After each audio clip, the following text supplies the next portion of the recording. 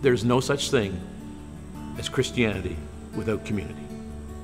I wasn't meant to be called out of the world into just some kind of spiritual vacuum. I was called out of the world to get into the body. To me, the division in the church has become so normalized. It would be like as if everyone you knew grew up in a family that was divorced. Everyone. You didn't know anyone that wasn't divorced. Well, then divorce wouldn't concern you.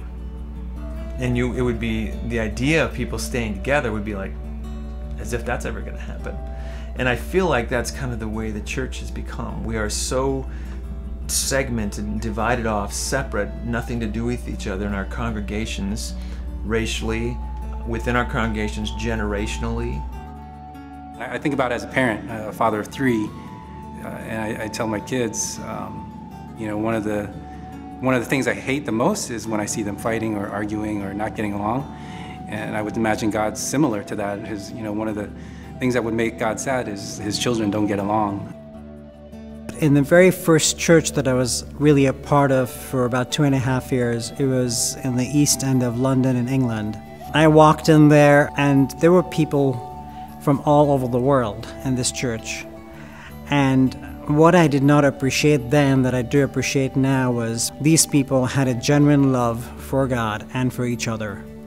And no matter the difference in color, difference in language, difference in ethnic background, they truly lived and shared life together.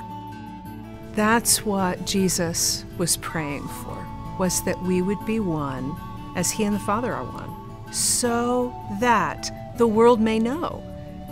That's why it's crucially important, because when we are united, people see that unity, and it makes them thirsty for God. I don't think there's any biblical foundation that says we're supposed to do life by ourselves. When we see God speaking and looking at Adam in the garden, the only thing that wasn't good was that the man was alone. You know, a compound word, all one.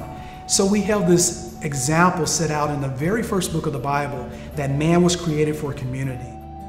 I think when we gather together in love and unity and we can overcome our individual differences and our preferences and things like that and see that the gospel is what drives us, that shows the world that something's different about the church. And of course, as divisive as our world can be right now, it's refreshing to see the body of Christ be able to come together and act out of love and out of faith in the gospel.